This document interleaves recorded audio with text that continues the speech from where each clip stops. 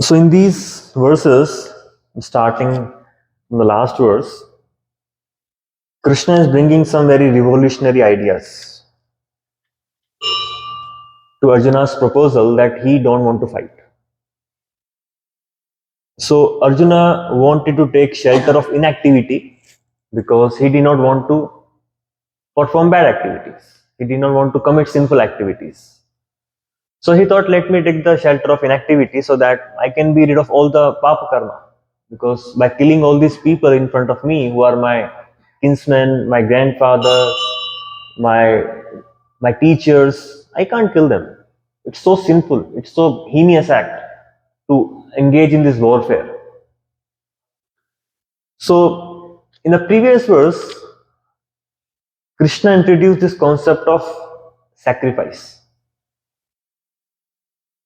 So what Krishna is imploring Arjuna to do is not act on his own behalf or act independently or to act to kill them for his own whims and fancy, for his own benefits.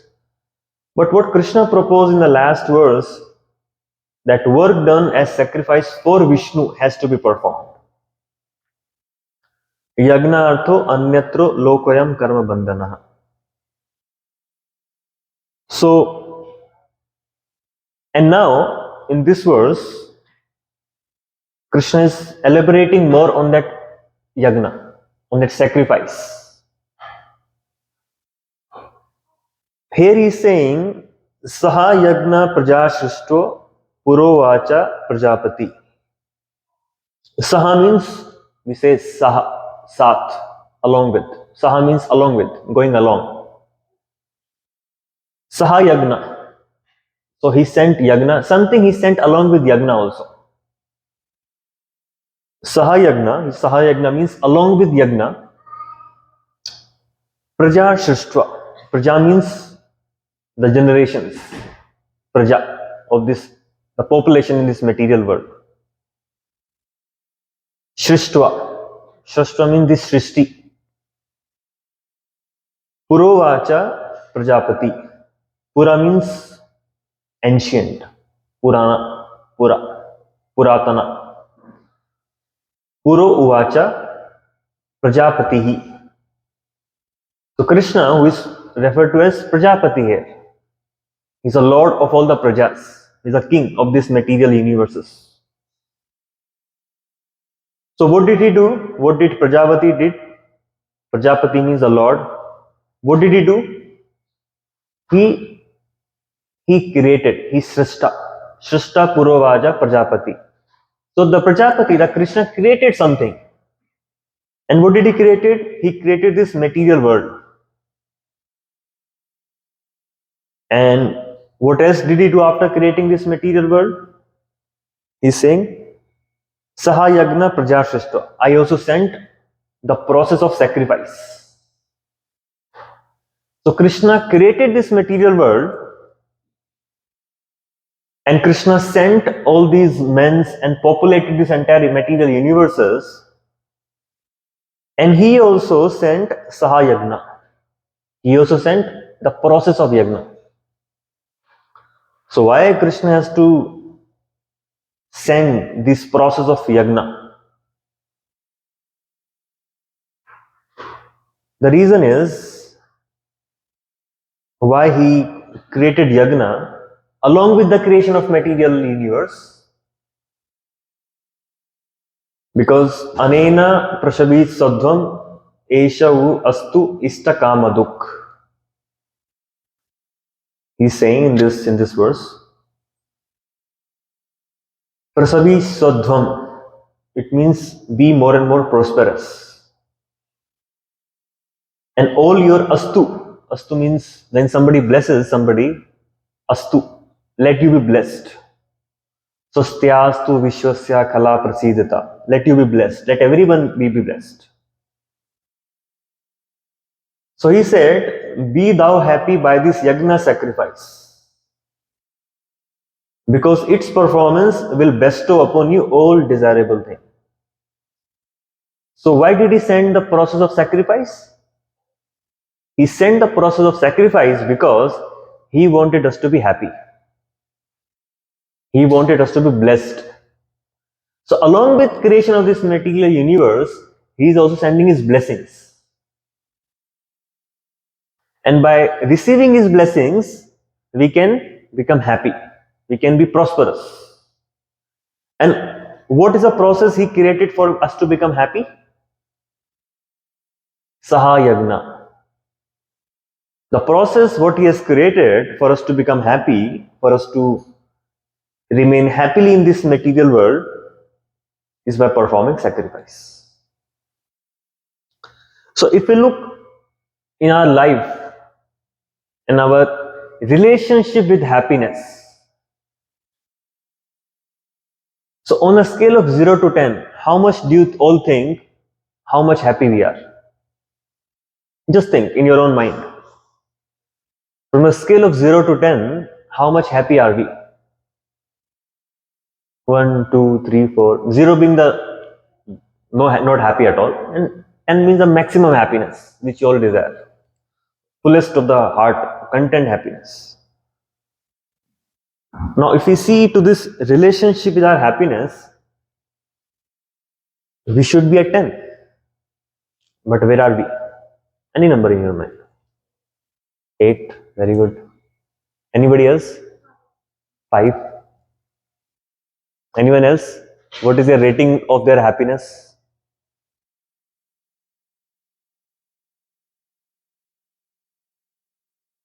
So, why are we not completely happy?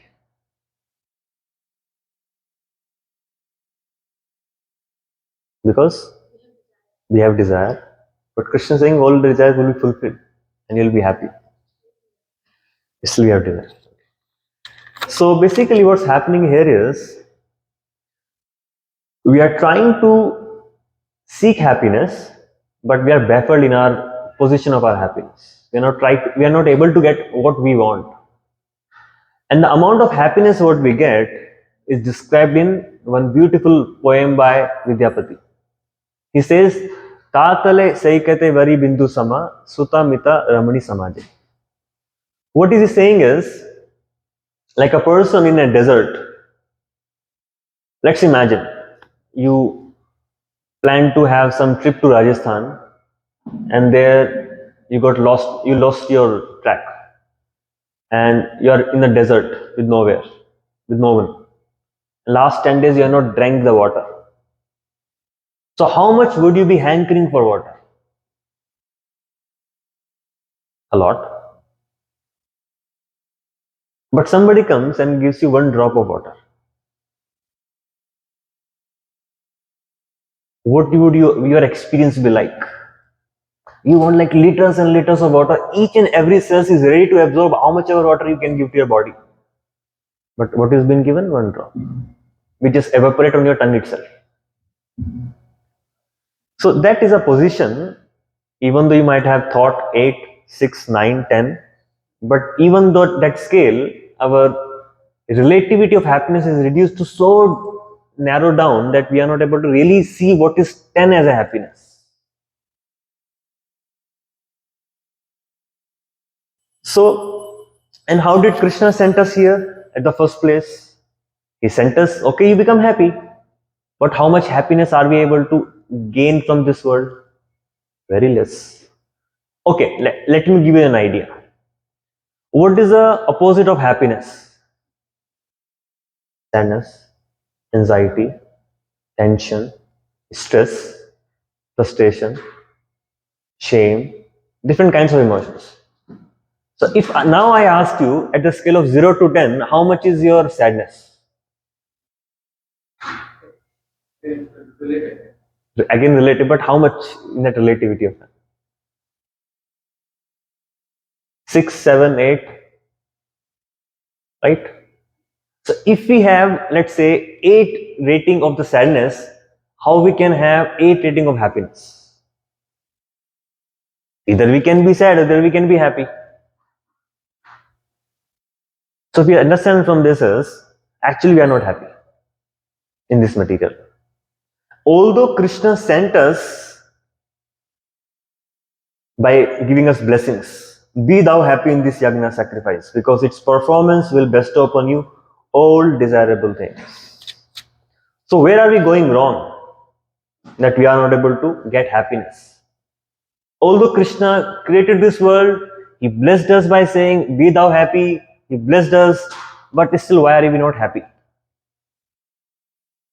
The reason is we are not able to access to his blessings. Yes, you can be happy in this world if you do what Krishna wants you to do. Most of us, most of our actions are isolated actions. We act in isolation. We act for ourselves. We act for our family, isolated families. So Krishna did not create this world for us to have isolation action. The higher purpose for Krishna to create this material world so that we can act for his purpose.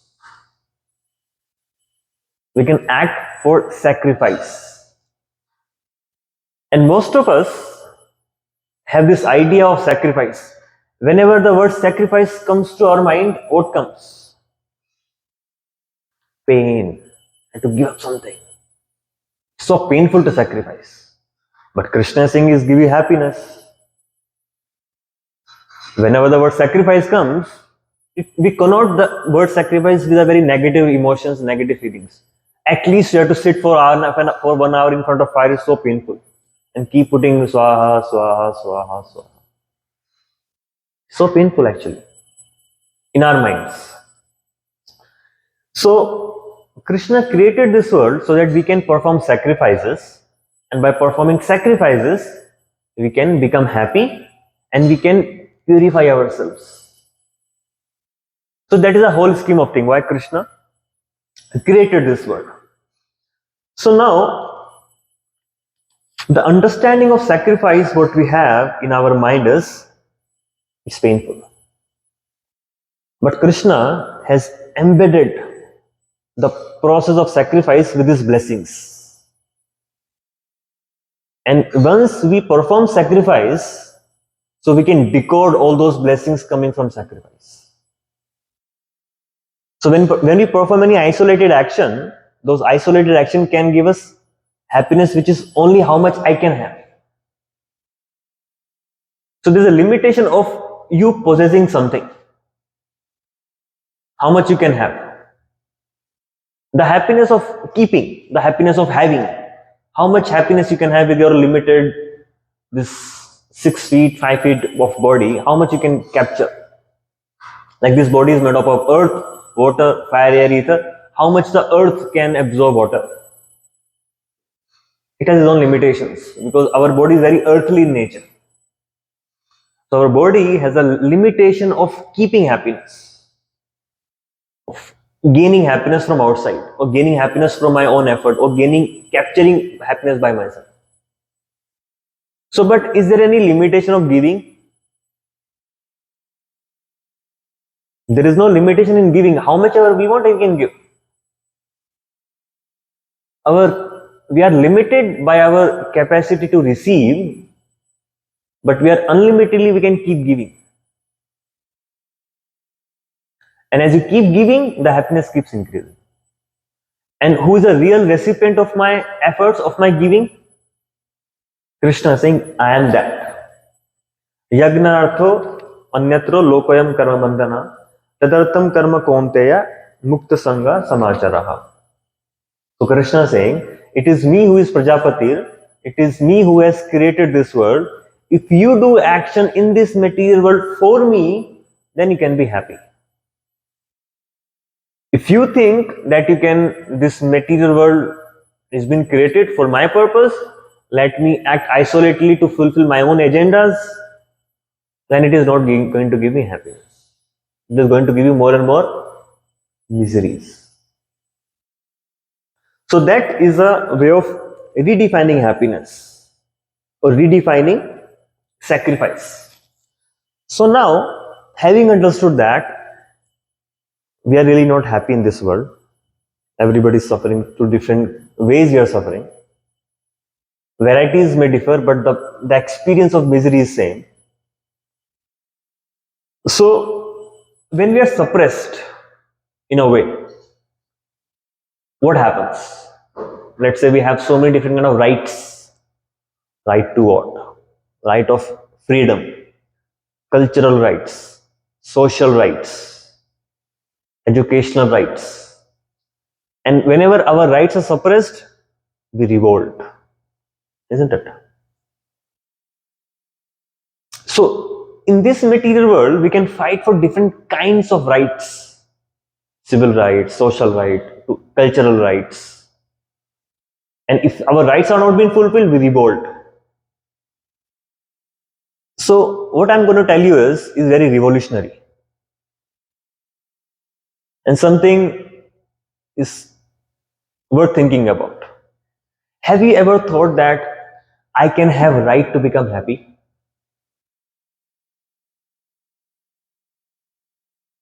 As a spirit soul, I have a right to be happy. But how many of us just surrender ourselves to misery, surrender ourselves to pain, surrender ourselves to frustration? How many of us? Most of us. But do we ever think, oh, I have a right to become happy? Srila Prabhupada says that. Srila Prabhupada says in one of his purport, he says, every soul has a right to become happy. Every spirit soul has a right to be always happy.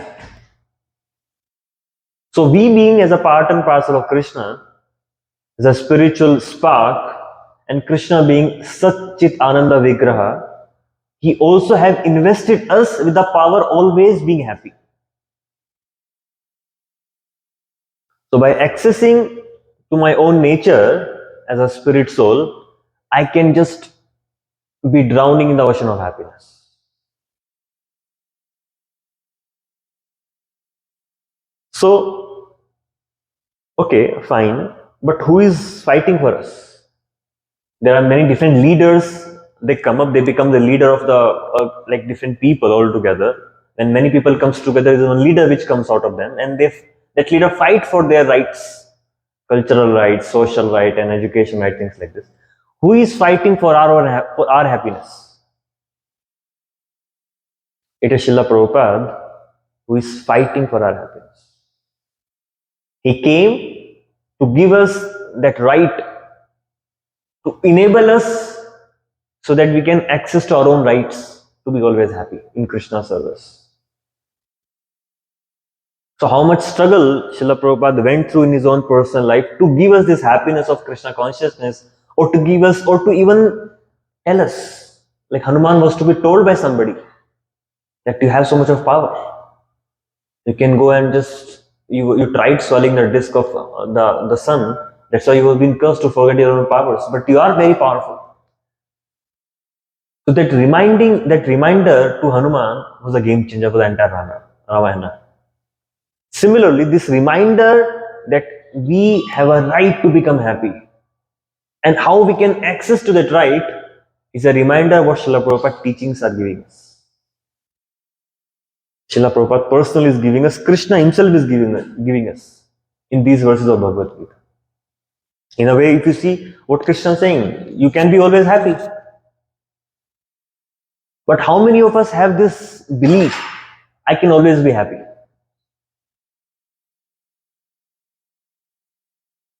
There has to be some pain. If there is no pain in the material life, then you really don't to have life. Isn't it? But no, you can always be happy. But Krishna says in the Bhagavad Gita, Dukhalayam Ashashvatam. This world is full of misery. And here Krishna is saying you can become happy in this material world. How come? So Krishna is saying, yes, you can become happy in this material world, provided you fulfill the purpose of this material world. What is the purpose of material world? To perform sacrifice, become happy, at the same time become purified by performing sacrifice. Because by performing sacrifice, actually you are giving out. And the nature of being self-centric is being cured. The disease of being self-centric is being cured by giving out as a medicine. So sacrifice in a way acts as a medicine to cure my own independent nature, and also helps me becoming happy, becoming healthy in this material world. So whenever you think of sacrifice, what we should think now? What's the real understanding of sacrifice? What Krishna is teaching here? That we can receive blessings by sacrifice. So sacrifice means it may involve some bit of inconvenience, some bit of a pain. But that pain is a seed for me to become happy eternally. Every time you go through the pain of sacrifice, you should be happy. Oh, I'm sowing the seed of my happiness. So pain in this material world can give us, pain for sacrifice can give us blessings and happiness. So actually, one more thing Krishna is saying, two things Krishna is saying. You can become happy by performing sacrifice, and you can achieve, Krishna says, Astu Ishta Kamaduk. Astu means be blessed. Ishta Kama. Ishta means Ichha. The word Ichha comes from Ishtha. Ichha means desirables. What do I desire? In Kamaduk, all your desire will be fulfilled by sacrifice. So it is not law of attraction what works, it's law of sacrifice what works. Law of attraction means keep thinking in your mind, you'll achieve whatever you desire. But actually it is law of sacrifice which is in place in Vedic culture. That by performing sacrifice, you can achieve whatever you want. So now the question comes, okay, we can receive blessings by sacrifice and we can manifest any of our desire by performing sacrifice. But sacrifice is so difficult. How do I perform sacrifice? Yeah. So Krishna is even more merciful than what we can think, what we can imagine. He knows what is going to be our condition in Kali Yuga. He knows how much disturbed mind we would have, and he knows we will not be able to gather the way of sacrifice, because Krishna says in the 9th chapter, if you see, 9th chapter gives a very clear understanding what real sacrifice means and how Krishna has embedded sacrifice in the process of sacrifice.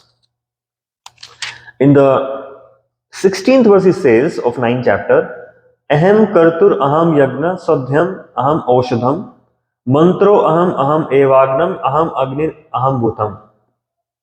There are different components of sacrifice which are given in this verse. What is this? Yagna, kartur, the one who performs sacrifice, the ritual, the ritual of sacrifice. Swadhyaham, Swadhyam means the oblations, we are performing the sacrifice. Oshadhi, we are healing herbs which are putting on the sacrifice. Mantro, we are chanting the mantra which we are chanting. Agnam, Agnam means the melted butter which will be put in the sacrifice. And Agni, the fire in the sacrifice. And the Hutam, and the offering. So Krishna is saying, Kartur, Yagna, Swadhyam, Oshadam, Mantro, Agyam, Agnir, Hutam. Different component of sacrifice what is mentioning, Krishna is mentioning here. He is telling Aham. Aham Kartur, I am the sacrifice. Aham Yagna, I am the fire. Aham Oshadim, I am the herbs. Mantro Aham, I am the mantra. Aham Evagnam, Aham the butter, I am the butter. Aham Agni, I am the fire. And Aham Utam, I am the offering. So if in sacrifice, Krishna is everywhere, and if Krishna is everywhere, then what do we receive from Krishna? Happiness and blessings. The process of sacrifice, different elements of sacrifice, Krishna is clarifying in this verse, it is me who is there. I am present there. So that is why the process of sacrifice has that power that it can give us whatever we want in our life. So now the question comes, how can I perform the sacrifice? How can I perform the sacrifice? Now, in Kali Yuga, it is said that the yagna which is recommended for Kali Yuga is Sankirtana yagna. The performance of sacrifice is chanting the holy names of Krishna.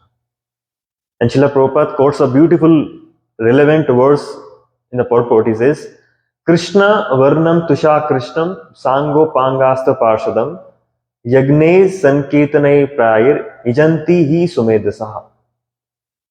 The verse, this word have this word yagna. Ijanti hi sumedasaha. If you know the word medha, medha means intelligent.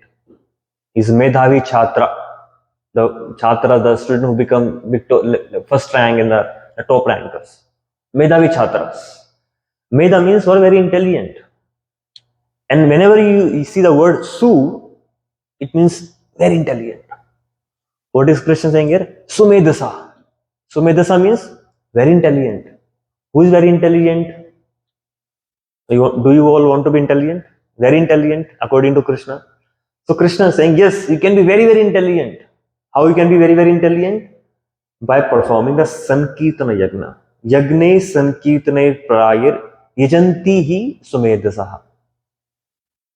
Anybody who understands the chanting to be like sacrifice is Sumedasa, is very, very intelligent. So, who is the yagna patir here? Because for every yagna, there is some deity who is receiving this yagna. We perform Sudarshana Homa. Sudarshana is accepting that sacrifice. We perform Narsimha Homa. Narsimha is accepting that sacrifice. So, who is the personality who is accepting the sacrifice of Sankirtana Yagna? Yagneshwara, for that particular yagna. Krishna Varnam Tusha Krishnam Sangopangashta Parshatam. It is talked about Lord Chaitanya. It is Lord Chaitanya who is Yagneshwara, who is accepting the sacrifice of Sankirtana Yagna. So now, okay, how can we refer the chanting to be sacrifice? How do we relate with the chanting as sacrifice? Okay, let's imagine again. What happens in Yagna? What happens in like traditional ideas of Yagna in our mind? What happens there? We have a place of fire, we have a wood, we have a butter, we have a person who is chanting the mantras, we have a hotra who is putting that offering into the fire. Right? That is what traditional sacrifice looks like. How can you say chanting is sacrifice? It doesn't really relate. It doesn't really resonate with the traditional idea of sacrifice. If you see, again, we have to understand from the beautiful verse what Krishna speaks in the 4th chapter of Bhagavad Gita. In the 4th chapter, I think in the 26th shloka, he says, Shrota adini indriyani anya samyamya agnishav juvati shabda adin vishayan anye indriyani agnisu juyati. The another meaning of sacrifice is like juyati, fire of sacrifice. So Krishna is again talking about sacrifice here. See how many places Krishna is talking about sacrifice. So Krishna says here, some of them sacrifices the hearing process and the senses in the fire of controlled mind. And others sacrifice the object of senses such as sound in the fire of sacrifice. So what is compared to fire here? Fire of controlled mind.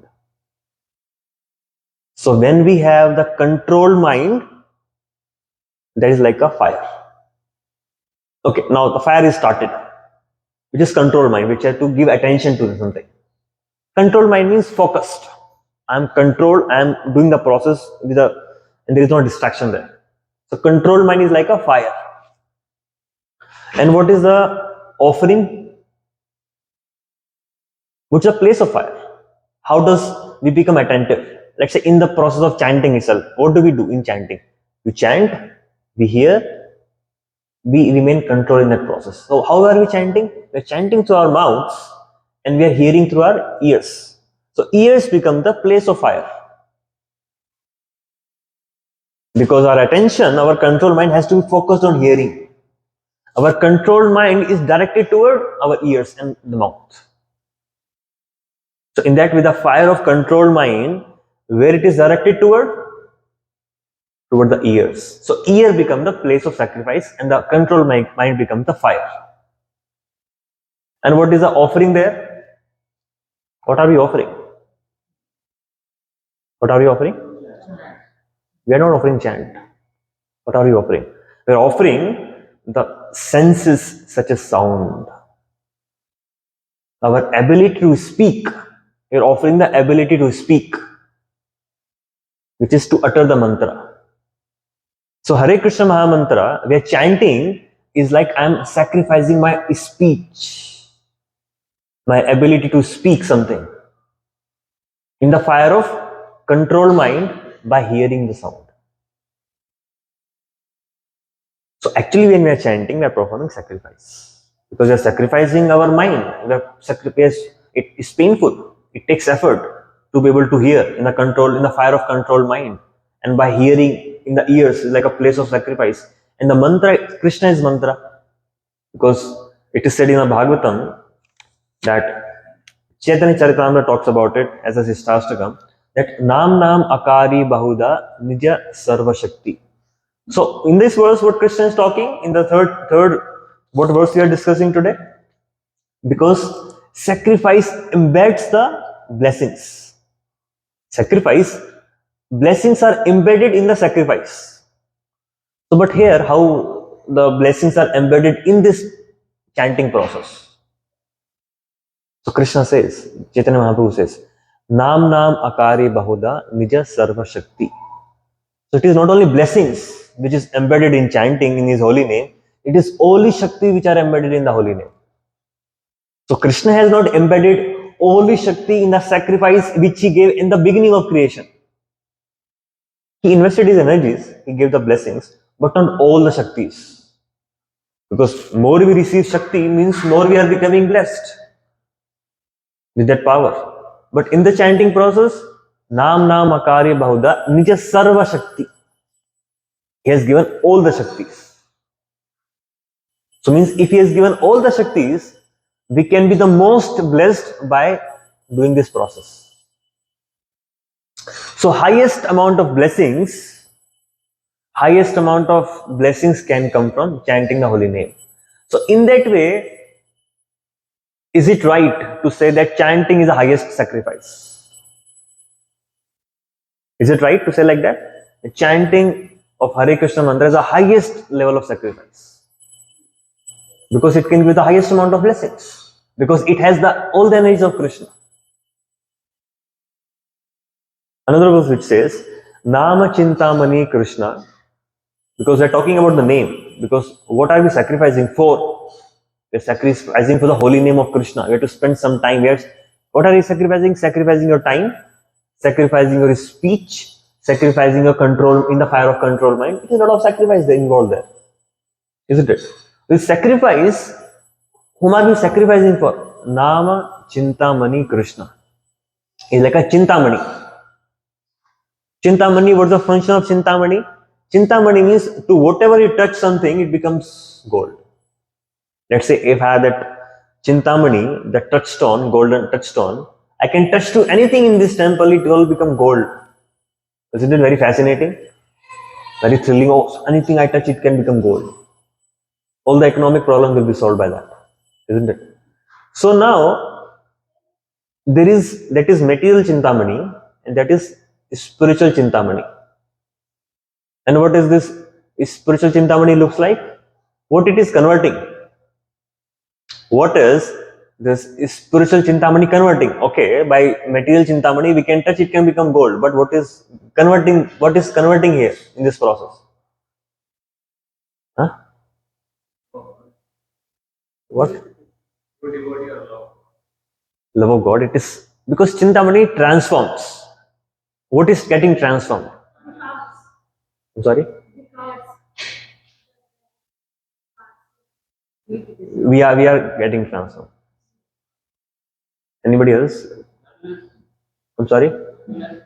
The happiness we're getting from the holy name, but how are we getting happiness? What is transforming there? Okay, so now let me be more clear. If I have the touchstone, I can touch it to anybody, it can become gold, any object, it can become gold. And by selling that gold, I can become happy. So happiness is coming by selling the gold. But what is transforming in my life so that I can become more and more happy? Qualities.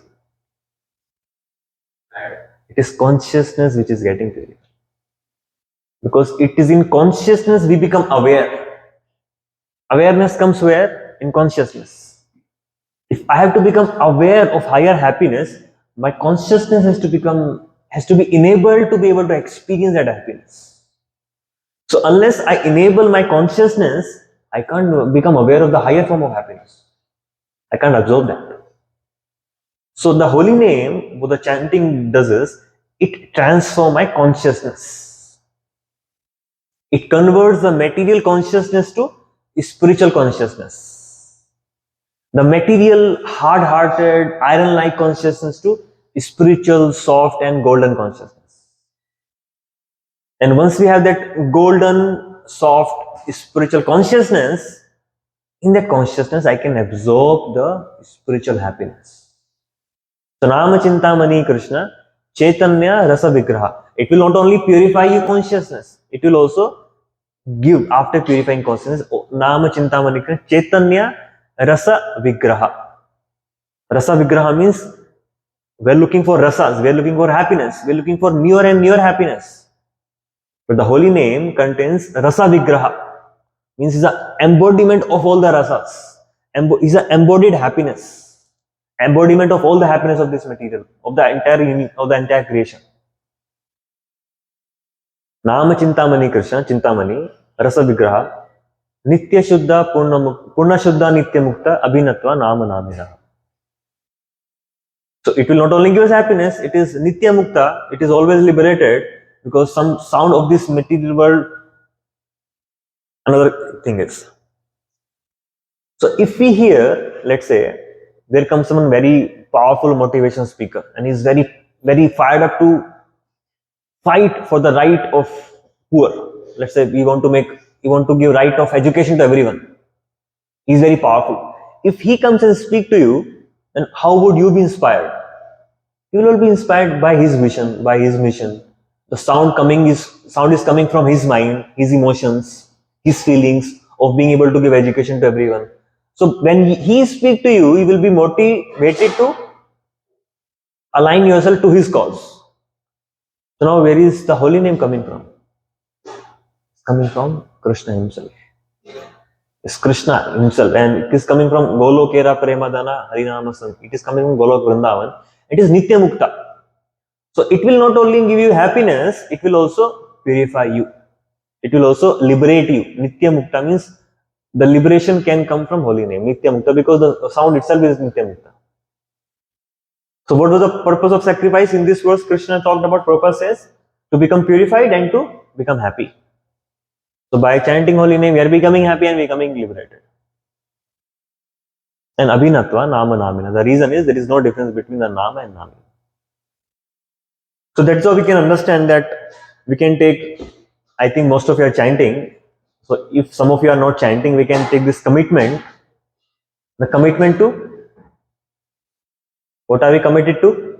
Committed to get my right. And what is my right? My right is to become happy. So we should all take commitment to get my right, to fight for my right. We are committed to fight for my right. And what is my right? To become. Because there will be a lot of distractions, a lot of enemies of your right. A lot of distractions, the mobile phone, so many different things. I need not tell all of you. Because you have to identify, because what is your enemy and whom are you fighting with? Each one of our enemy would be different. So let us take this commitment. We are entering into a new fresh year. Let us be committed to fight for our right. And what is our right? To be happy. So we'll conclude here. If anybody have any doubts, any questions, maybe we can discuss. Yeah. Any doubt, any questions, anybody, anything would like to comment? Any extra point which anybody would like to share? Or any point which they learned from this discussion?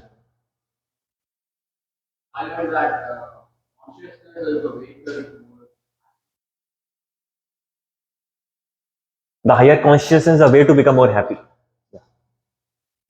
We become more higher consciousness, we can get more higher happiness. Beautiful. Anybody else would like to share something by the time